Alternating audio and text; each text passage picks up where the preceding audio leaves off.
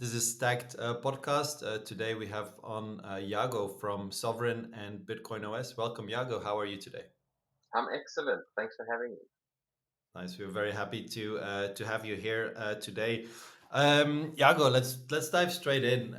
We'll start like with a typical question, like what's the road that brought you here? What's the road that brought you to contribute to Sovereign, to Bitcoin OS? Like, what's your journey been like in crypto so far? Yeah, please introduce yourself and kind of take it away. Well, it's been a very long road. I have been I've been deeply interested in my own personal freedom and the freedom of other people for a very long time.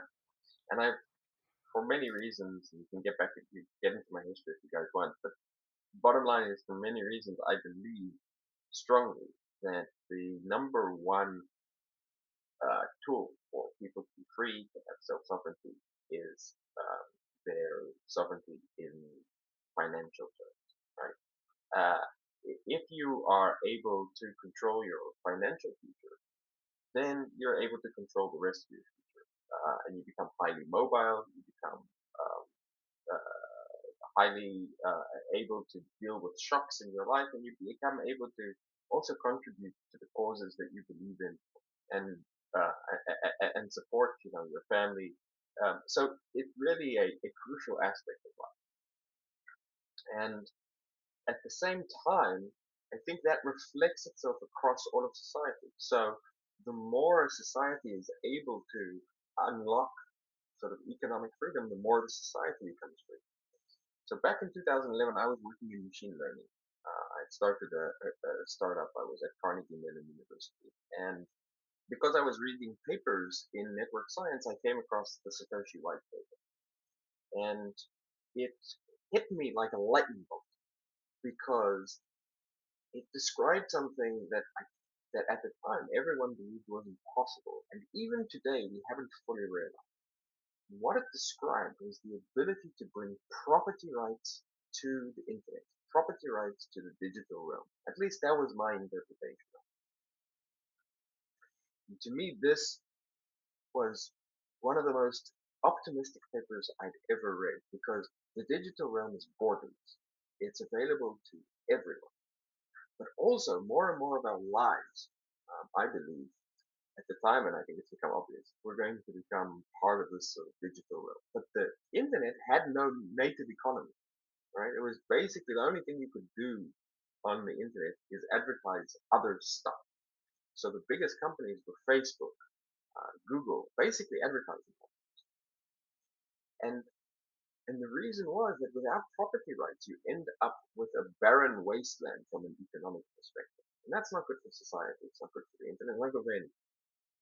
So I believe that we were at the precipice now of a technology which was going to allow us to build a digital and digitally native economy. And here we are. I wrote an email to people and I said, guys, you need to take a look at this, and you need to, I don't know, get some Bitcoin, because one day the Bitcoin market cap is going to be worth $1 billion. So here we are today, uh, less than 13 years later, and it's a multi-trillion dollar economy, and it's the fastest growing economy that has ever existed in human history. And the reason is because it is the most free, it is the most digital, it's able to move fast, and it connects the whole world for us.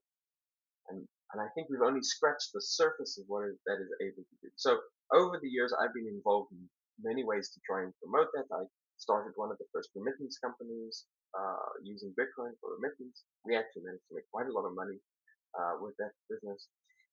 I've been involved in heavily contributing to a project called Sovryn, which has become the largest DeFi project for Bitcoin, an ecosystem of stablecoin, like Bitcoin-backed stablecoins, borrowing, lending, trading, which has done billions and billions of trades. And now, we'll talk about that. In April, we published a paper called Bitsnark, showing how we can bring zk proofs, zero knowledge cryptography, to Bitcoin, and how that would open up the world to basically Bitcoin being able to do anything, Bitcoin becoming truly a platform for the digital economy. And then, just a few weeks ago in Nashville, we showed that we were able now to do a moment live. So, um, yeah, I think quick summary. That's a great intro to whatever like everything you stand for. I mean I resonate a lot with that. I love the freedom in terms of financial freedom kind of brings sovereignty on other aspects as well. And yeah, I mean it's amazing like the journey you've been through. I know like we'll want to like deep dive today specifically on the Bitcoin OS side or like Bitsnark. I think is what it's called, right? But maybe before that, maybe you can do a quick check in on like Sovryn itself, like what you've achieved so far with Sovryn, like what's that about, and then we can kind of leave that behind and move all on to the Bitcoin OS side if that's okay with you. So maybe like Sure. a few summary, like short summary on that. So I've remained quite Bitcoin centric. Like I'm very curious and interested in what's happening in other parts of the crypto space, but remained very Bitcoin centric. And the reason I've remained Bitcoin centric is, I would say two things. One, just from a practical perspective, I am a strong believer that history doesn't completely repeat, but you can learn a lot of lessons from history. I'm very interested in history. And if you look at the history of innovation, the history of innovative industry, you always go through this period at the beginning of an innovative industry where there's massive fragmentation, right? So after the automobile was invented, there were like 110 different companies in the United States building it. Some people say 1,000 different companies building cars in the US. And that eventually became GM and Ford. And when oil became something that people would pump out of the ground and turn into energy, there were literally, like every single farm suddenly became an oil company. And that consolidated into Standard Oil, which basically, was all of the oil. And then you watch the same pattern happen over and over again. So, um, if you think about the internet, there were so many digital networks, right? Like digital communication networks. And there were some of them were very, very big, like AOL was huge, and they've all disappeared. And we're left with one, the internet. And so just from a practical perspective, industries go through a phase of fragmentation where they explore the design space and then consolidation as the design space is saturated. And the second thing is this is accelerated when you have network effects. And obviously money is a network. Uh, and Bitcoin and any crypto sort of network is a network. And so my anticipation has always been that we would start to see consolidation around Bitcoin. But there's another thing which is driving it, which is, in my mind, practically every single uh, platform that has been invented after Bitcoin has basically been invented as an answer to the question, what can Bitcoin not do? And then they added on some features or they, introduced proof of stake or whatever. But um, they've all missed the point. Bitcoin is not a technology, it's a platform for technologies. And the number one thing that that platform has to do, because the technology that it's, or the thing that it's actually creating, the product it's creating, is digital property rights. The number one thing it needs to do is be the best place to register digital property rights. And what do you want when you want to register property rights? You want something which is going to be stable, reliable, solid, and it's going to last in exactly the same way it is now, with exactly the same rules that it has now, into the future. So that, the property rights that you have can be the property rights that your grandchildren have. So all of these different systems have become systems which are software. They change all the time. People are constantly fiddling with them. They have upgrades. But Bitcoin isn't software. Bitcoin is a new thing. It's not hardware. It's not software. It's permaware. And it's the only platform which is actually designed to play this role as a platform for property rights. So for all of those reasons, I have constantly anticipated that we would start to see consolidation and we would start to see that consolidation around Bitcoin. So this is a very long answer to a question you asked, right? You asked, what is sovereign and why was it involved in sovereign? Well, because of that belief, And because I personally, with my Bitcoin, I bought my first Bitcoin in 2011. I've never sold a single Bitcoin. I've just been accumulating since, and I plan to never in my life sell a Bitcoin. I don't think that's the way to think about Bitcoin. Like, you don't buy a house and flip it unless you're, you know, unless it's 2008. Like, you buy it in order to so that the rest of your family can inherit it, right? That's the way I think about my Bitcoin. It's generational property. It's generational. And so I want to be able to utilize my Bitcoin with Bitcoin-backed stablecoins to earn yields, to to to do things, but I can't take the risk of putting it into the hands of somebody else. And so I was extremely excited by DeFi, and I thought that it was clear that if DeFi was going to massively scale, it would need to do that by being on the platform that is going to massively scale, which is Bitcoin.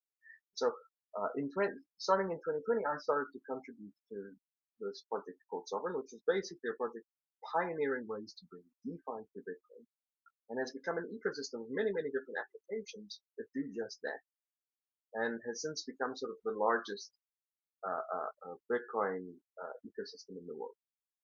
Sorry, Bitcoin DeFi ecosystem in the world. And one of the ways, so I've contributed in a lot of ways to Sovryn, but one of the ways that I've contributed to Sovryn is pushing forward within Sovryn interest and research in how we could um, bring to the full capabilities of truly offering DeFi, truly offering, everything that Sovryn does, even now, still requires some element of trust because it's Bitcoin. And it's been my sort of goal to try and bring the technology to life, which would eliminate the need for any trust.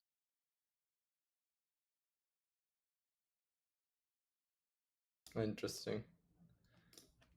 Very interesting. I think I was just reading through, because obviously I've learned quite a bit about Sovereign. I think you guys, have been around for a very long time, so know a decent bit about Sovereign, but I didn't know much about BitcoinOS other than whatever Hillary has told me so far. So I was just reading through the Bitsnark paper a little bit.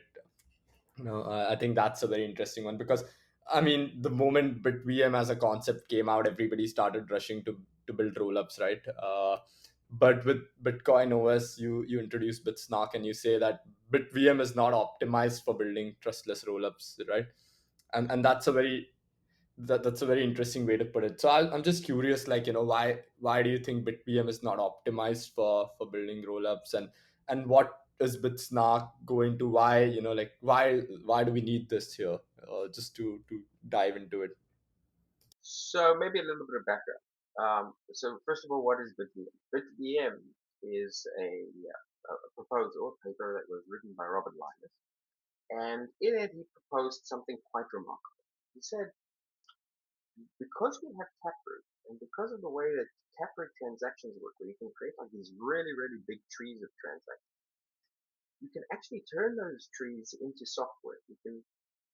Each tree, each ending, each leaf of the tree can be a different outcome. So you can basically map out all the potential outcomes of a piece of software right there, and basically turn that into a smart contract written into a single Bitcoin transaction.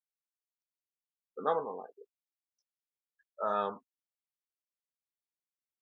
Now Robin has stopped working on BitVM. He's moved on to a different project which is called BitVM 2, um, which is still trying to do something similar. And the reason is because I think and a lot of people looked at it and said, this is a phenomenal breakthrough, but it's probably not possible in the way that we've described in the paper. And so what we started doing is we started thinking, okay, but this is a really remarkable idea. Are there ways to optimize this so that it actually could be implemented in Bitcoin without any soft fork, without any changes, but implemented in Bitcoin as it is today? And so that's why we wrote the Bitsnark and Grail paper, and it's why we started developing it. And so since then, we've managed to demonstrate that we can actually optimize this kind of software, sort of by writing highly optimized software, which is designed for a specific purpose, to do various things. But maybe the most exciting is to verify and validate zero knowledge proofs on Bitcoin.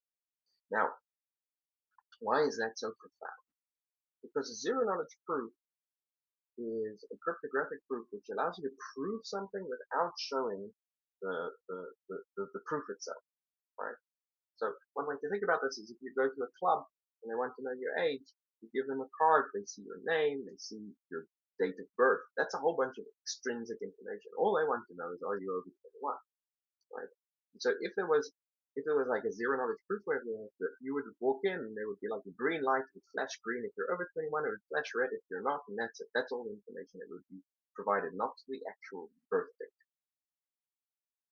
So what you can do with zk proofs is you can take a whole bunch of information and basically compress it, just like that green light is compressing all of that name, date, address information into the one single thing that's important for the execution. In this particular case, the execution being you being able to enter the bar, or the execution being you can now send the Bitcoin to uh, the stacked podcast, right? And so what this does is it gives, for the first time, Bitcoin eyes. And Bitcoin has up until just 10, 15 days ago, Bitcoin was blind to the world. It knew what was happening inside of the Bitcoin ecosystem, inside of the Bitcoin blockchain, but nothing else.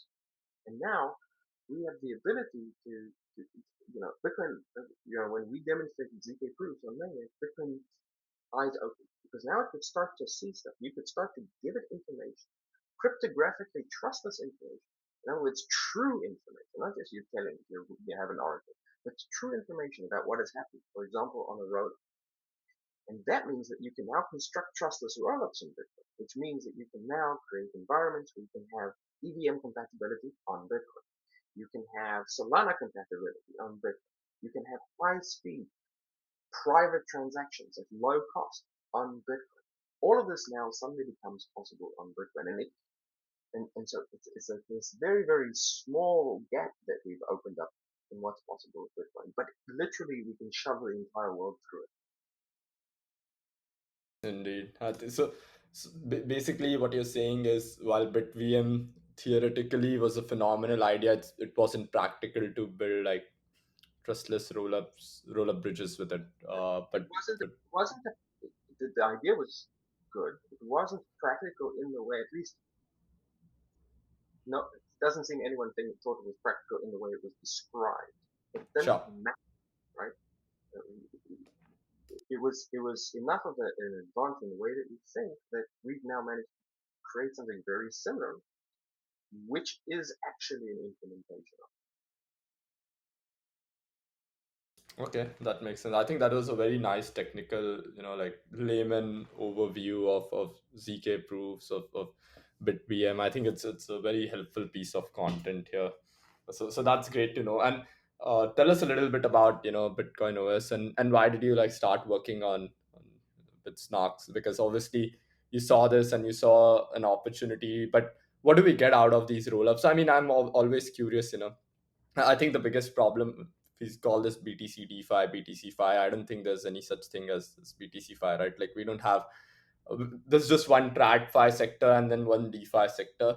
Within DeFi, I don't think like DeFi really makes a difference. Why do we see DeFi being so stagnant? My view is that there's not going to be any growth in DeFi because it's all about a chain having its native token. The native token is used everywhere. It's like creating smaller economies, right? Not everybody can get behind a small economy. People need to get behind a global economy, and that global economy can only be formed with a global asset, which is BTC, right? So my view is that BTC Fi, the term is very narrow minded, and it doesn't like take into account that DeFi is all about BTC. It's not about smaller assets. Smaller assets play a small part in it, but DeFi is all about BTC. So with the advent of Bitsnarks and Grail, and then Bitcoin OS will have trustless rollups. What do these trustless rollup bridges allow, or trustless rollups allow for when it comes to Bitcoin, DeFi, and DeFi in general, right? What does it unlock, and how do you think about it with Bitcoin OS?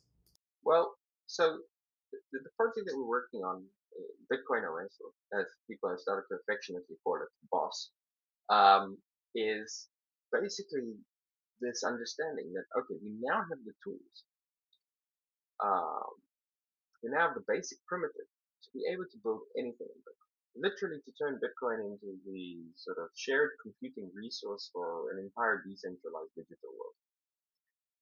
And what that does is it takes Bitcoin from being sort of the Bitcoin chain, right? Just a chain for moving Bitcoin BTC from one person to another into being an operating system for this decentralized digital world.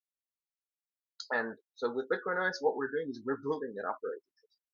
And that will mean that devs in the near future will be able to start utilizing Bitcoin to build anything that they can imagine on it. But it doesn't stop there, because an operating system is more than just a programming language. It's also the ability to have these different systems be interrupted, be part of the same system. So when you're using like an OS on your phone, right? You've got Google Maps on your phone, and you've got, I don't know, yeah, Deliveroo, or I don't know, whatever delivery service you have on your, or you have Uber, right? So Uber will use the Google Maps as its map system, right? And it can do that because the operating system behind it is saying, all right, you give me some data here, and I'll just plug it into the software over here because it's all running on the same system. And that's what we want to be able to provide to Bitcoin. So I'll give you a simple example, which is near to us. I think by the, within some months, we will actually have deployed on this. We are working on a data privacy layer. And what you'll be able to do is you'll be able to trust us to move your Bitcoin into that, and basically be like a standard Bitcoin wallet. But it gives you one other thing. No one can see your holdings or your transactions. It will be shielded. Shielded by zero knowledge, right? So perfectly shielded, not like a mixer pool that someone can step in and stuff. No intermediaries, no one knows what. And then we will also have, and Sovryn will be launching a roll up for DeFi, right? And so there'll be, for example, a DEX there. Now you want to make a whole bunch of trades, but because your BTC and your other assets will be in this data availability layer, right? You'll be able to make those trades, and people will see the trades happening, but they won't know who's making the trades. They won't know that it's you. They'll never be able to tie your funds back to that activity. So this is a really exciting idea, because we're now talking about two different sort of roll-up environments, but because they're connected by Bitcoin and both set to Bitcoin, they actually can interoperate through BitcoinOS, right? Acting as this integrated operating system. And it also means that um, some of the things that people are doing, so most wanted, right? Bitcoin DeFi, Bitcoin privacy, Bitcoin-backed stablecoins. Um, these tools are now going to all become interoperable and work together, while each one of them can sort of be in its own highly optimized environment. So the stablecoin thing is basically a free transaction, high frequency free transaction. The DeFi system could have, a highly secure, uh, um, could choose to only use like Rust as a highly secure language. And the data security layer will be specialized around shielding uh, um, users' assets, right? So each of these environments will be optimized for its own thing, built in whatever language it needs to be built in, and interoperable. That's the vision, and it it will emerge now over the next months. Will be over the next few months will be the first parts of it, and then we'll continue to develop it. But where this, I think, starts to get more significant is today people talk about crypto as if it's a financial, ecosystem, and it is, but it's a very perverse financial ecosystem, right? It's mostly meme coins and gambling and sort of projects that just launch with the token so that they can give you the token so that you'll use it and then you move on to the next airdrop or whatever. And one of the reasons that this is happening is because we've been building on all of these very, very short-term platforms and not building on the one platform which is actually built for long-term finance, for long-term property rights. And if you think about finance, finance is a very weird behavior in comparison to pretty much everything else that humans do because it operates in extremely long time scales. And I'm talking about everything from a person's personal savings, right, or their retirement account. These are things that, when you open up a savings account, you don't open up a savings account and say, all right, opening it up now and I'm going to drain it in 3 weeks. You open up a savings account so that it's going to be there forever. You set up your retirement account for 30 years from now. You take out a mortgage, it's 35-year sort of contract that you're entering in, right? You get college debt, it's, the rest of your life. And then you move into sort of bigger finance, right? The construction of data centers, building a bridge, building a factory, even sort of when somebody opens up a restaurant, right? They take out a loan from the bank. They're going to pay this over many, many years. So everything in finance is extremely sort of long time. And so people have been talking about, oh, why don't we tokenize real estate? You can have mortgages, Aave, you borrow funds from Aave and you'll buy your house. And this actually would work. There's no reason it shouldn't work. But who the hell is going to tokenize a house on Ethereum, which changes every 6 months? Your house is going to be there for the next 100 years, right? And so there's this huge unlock, which we're getting closer and closer to, where real significant finance, everything from the savings and the account to the retirement account, to the mortgage, to the financing of the construction of a massive bridge or a nuclear power station. All of that is going to be, that's the next big wave for us. That's sort of the next big leg up is the integration of Bitcoin with the actual financial system. And so in the same way that being able to prove zk proof sort of opens a tiny little door for Bitcoin into seeing what's happening in there. So the ETF opened up this tiny little door into integrating Bitcoin with the legacy financial system. So everything's sort of on track. I don't know. Satoshi here was like a fucking wizard because it's all happening at exactly the right time and the right place. So 15 years from now is going to be, in my vision, and my belief, it's basically reminded to me for the last 15 years and will be my belief probably for the next 15 years from now. There's going to be one primary internet for money. It's going to be called Bitcoin. There'll be some other things, but people won't really talk about them. On Bitcoin, we'll be able to build anything.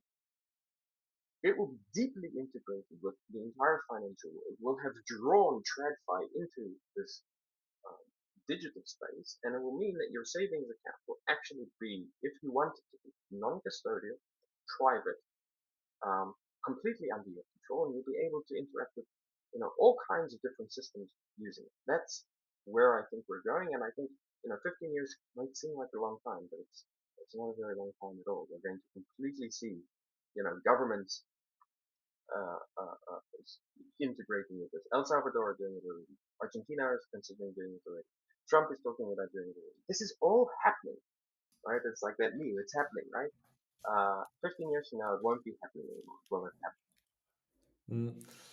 Very interesting take. Actually, Mikkel and I had a discussion on Twitter earlier this week around Bitcoin dominance, whether it was going to go up or down from here. It seems like your take is that it's going to be going up back to almost close to 100% in let's say 15 years from now. Is that how you think about it, or? Yeah, I mean, look, one of the things that's happening in the crypto space right now is if you're in the crypto space, if you're on crypto Twitter or whatever, it feels like you're in, I don't know, it feels like you're in a group of people who are lost. They're just wandering around looking for the next narrative, right? why is this happening? And it's not only that. It's like their children who have lost their balloon. Where's my meme coin? Which is the next meme coin I'm gonna get back? Why is this happening? Because we now have so many different layer ones and so many different tokens and so many different chains. We've sort of smeared the economy, uh, it, very, very thin across everything. We're constantly doing these little iterations, like, oh, here's a new chain, and it's 10% faster, and it's got, I don't know, some feature, and it's got a new airdrop, whatever. And people realize that we've sort of saturated that game is over. And so it's really lucky that at exactly the moment that this game has become over, Bitcoin is now getting the ability to come and pick and choose. Say, look, we've done, this crypto space has been extremely valuable. It's developed Mm, a lot of ideas and a lot of technologies, but now it's time to actually implement it. And so in many ways, I look at the entire crypto space outside of Bitcoin as a test net for Bitcoin. It's sort of like the sandbox where we try out things, but then as they become important, we implement them in Bitcoin. Um, and so I think, dominance can come and go in the short term. Today they say, if you look at the, like Bitcoin dominance is 55% or 58%. You take out stable coins, right? It's more like 70, right? 75%. So as the actual platform, it's completely dominant even right now. So maybe I'll go down to 72%, and then as in the bull market, then everyone's buying, altcoins again or whatever. But that 75% is just going to keep going up. And it doesn't have a lot more to go before it's 100%. mm, mm. I love that take. Absolutely. Now let's dive into like how do we get there? Like especially with Bitsnark, BitcoinOS, how does the roll up the let's say not roll up but roll out of this operating system? How does that kind of come into place? Like how does that work from here? Do you I mean, do you have your own roll up? Will BitcoinOS, for example, like have its own roll up, or will it be deployed on all the other like L2s that are already out there, or is it the goal to, I don't know, be a platform where or an operating system that anyone can start from, or like how does this work in practicality? Yeah, so I think one of the things that we're struggling with now, maybe from a communications perspective, is to explain to people what this actually is. Because everyone's used to, are you a layer one? Are you a layer two, right? Are you an app chain? Um, so Bitcoin OS is more than any of that. It's a deeper idea. It's an actual operating system, which gives Bitcoin sort of a brain and eyes. It's the brain and eyes to Bitcoin. Now, we're actually developing rollups, but I don't know that Bitcoin OS will actually launch its own rollup, because even if it did, that rollup would probably just become one of many over time. Instead, we have already a number of projects who are experimenting or developing on Bitcoin OS. And so I think what you'll see is multiple different projects. Right? Like, there's one project which is sort of an institutional yield project, which is being developed by an institutional fund, which is likely to launch. Sovryn is going to launch one. There's a few other projects that are, there's molecules we're looking to bring Solana via to Bitcoin OS. And so um, there's probably about 10 serious projects right now operating in the Bitcoin OS space. I would expect to see them roll out over the next, let's call it 8 months, maybe 9 months. Um, and then I think the true power of Bitcoin OS will become more apparent, because people will start to see the network effect of not just having one rollup here and one rollup there, but of having an interoperable, composable network effect, which can, have be highly optimized in very different ways and still operate together. It's a new concept, I think, in terms of, I think it's what Ethereum sort of was trying to do, and before it kind of lost its way. Right? Like Ethereum were talking about themselves as sort of like a world computer. I think it was probably the wrong language, but the right direction. It's not a computer so much. It's the operating system. Uh, um, a close example of that is sort of the whole ecosystem that has been built around EVM. Right? And they have EVM, you can deploy across multiple different EVM chains. There's many bridges integrated, all kinds of stuff like that. That ended up being more of the network effect of Ethereum than the actual chain. And I think even though people have gotten used to thinking about things in terms of chains, I think the right way to think about things is in terms of networks. So this is basically a network built on Bitcoin, and that extends the Bitcoin network itself. I like how you said at the very beginning. I think that can be the title of the podcast. The BitcoinOS is the eyes and and brains of the Bitcoin network. So, boss, nice. Well, one other question, like when it comes to scalability, right? I mean, we obviously have the limits of Bitcoin, like block size and everything. If you see the entire, let's say, digital world transacts on Bitcoin through Bitcoin OS, how scalable is that? Like, how realistic is that, or like, what needs to happen to, let's say, Bitcoin, the network? Do we need any upgrades for that to happen, or how do you see that? I think that's a really interesting question because one of the things that some people have been saying about Bitcoin is that Bitcoin doesn't have a future because they say, the Bitcoin halving, every Bitcoin halving, the amount of Bitcoin that the miners earn drops by 50%, and eventually it just won't be enough to support the network. And um, for a long time, the amount of transactions in Bitcoin has stayed more or less the same. That started to change with ordinals last year, right? As more use cases started to come to Bitcoin, the transaction volume went up, fees to miners went up. But in my mind, Bitcoin itself, almost no one, including people like me, will not be transacting on Bitcoin mainnet, not directly, because Bitcoin mainnet is going to become a settlement layer. It's going to be You're going to have a huge number of transactions that occur, uh, sort of off chain. But because Bitcoin now has eyes and a brain that can see and understand those transactions, and those transactions can get pulled in, aggregated, compressed into a single Bitcoin transaction and settled on Bitcoin. And we actually have examples of this already. This is the way the financial system works. So if you think about if you go to the New York Stock Exchange every day, millions, maybe trillions of transactions.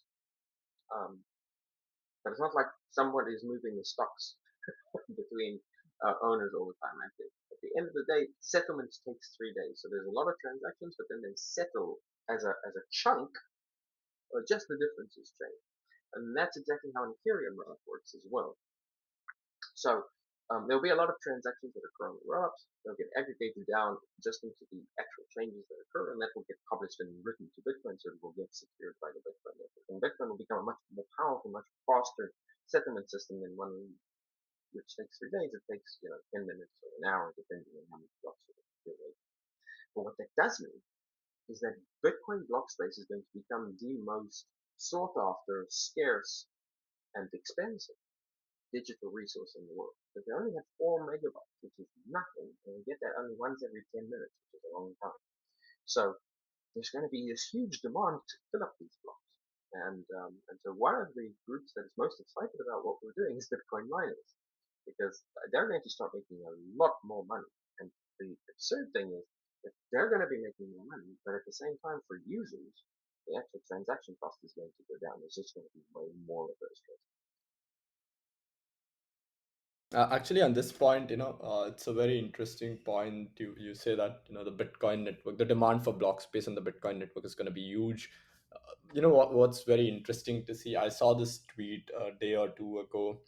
I don't know. It was maybe Kyle Samani from Multicoin who put that out. He is saying, after L2s and rollups came into play on Ethereum, ETH fees has just been down only. I think they had like 679 million Q2, lesser than what they had earlier, or something like that. But it makes sense because Ethereum had a flourishing DeFi ecosystem which was driving fees to the layer one.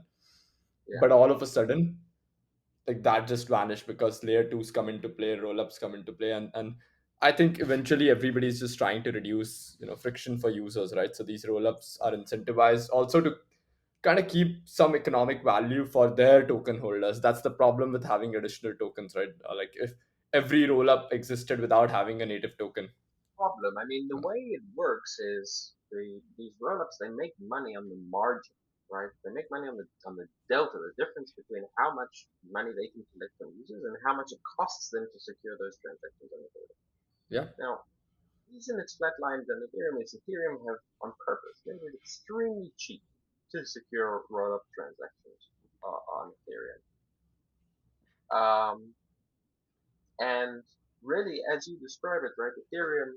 was this flourishing ecosystem, and now it's sort of being distributed across all of these different rollups.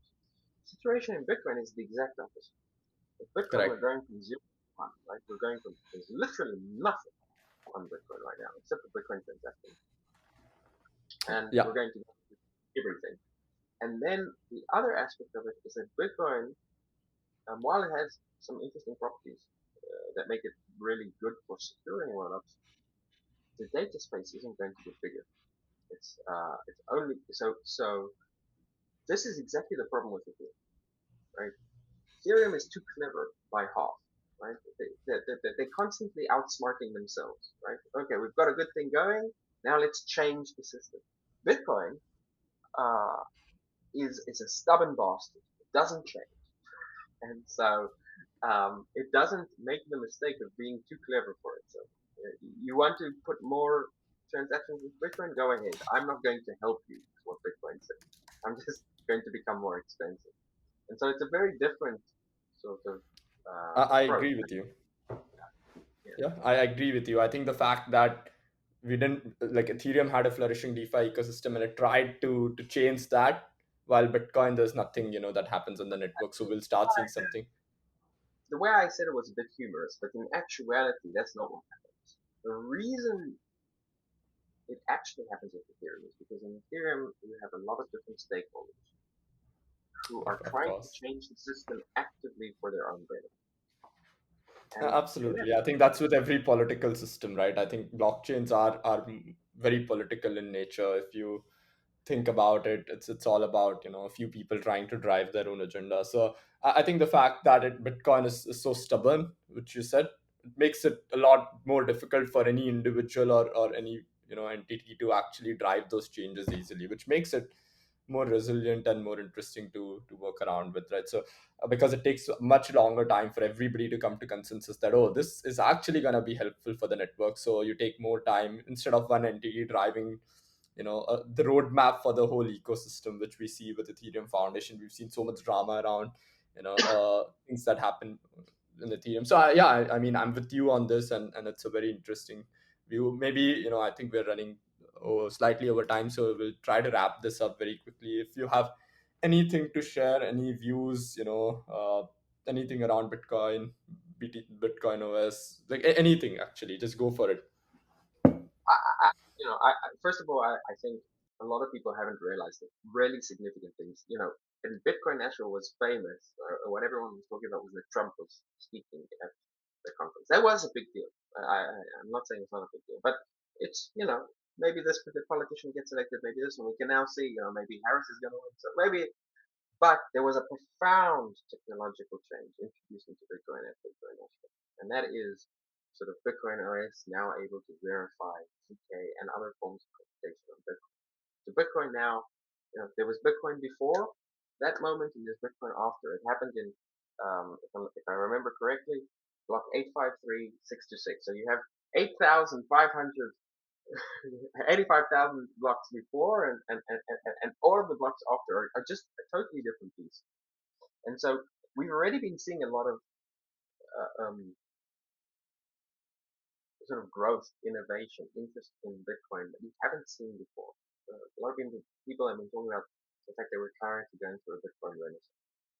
And yet I still think, even in the Bitcoin renaissance circles, some people are still sleeping on how big of a deal this is. So I would encourage people, you know, for me personally, I've never been a trader. I've been in crypto for 13 years. Basically never bought a meme coin or, tried to, um, you know, long the bottom or whatever it is that people do. My approach has always been that my life will be simpler and sort of clearer if I build conviction in something for the long term and and sort of take that position and just ignore. I see a price chart maybe once every few months. The only reason I know things are happening is because people are panicking on Twitter. So I think that's a much better way to live because first of all, it's more profitable. I've seen a lot of people get very, very quickly rich and very, very quickly poor. And I've also seen a lot of people just be patient and get very, very rich over time. but it's also clearer, right? You don't want and sort of your productivity to be governed by whether the charts are red or green. And I think that if you are thinking about, securing your future for the long term, the place to be looking right now, more than at any time in the last 10 years, right? Bitcoin has been a bit boring for 10 years. Used to be the center of innovation, but, um, since, anyway, I think Bitcoin has been a bit of a boomer for 10 years. I think that's all changing. I think the place to be sniffing around right now for long-term bets is the Bitcoin industry. In a week like this week, I think that's a great statement to end on. We've seen so much FOMO panic in this week, no, I think that's a great statement to end on. Honestly, like build for the long run, have conviction in one thing, like narrow focus, and kind of build in the long term towards that conviction. I love that. It was a pleasure, Yago, to have you here and share your vision and like everything you guys are working on. Super excited to follow this more closely going forward. We'll already send you an invite for in 15 years to see if your if your predictions come true. But it was a lot of fun to have you on. Thank you so much for joining, and thanks as well Very to much for Mikkel, having of course. And yeah, we'll stay in touch. We'll see you soon. Thank you so much. me. Thank you. Ciao.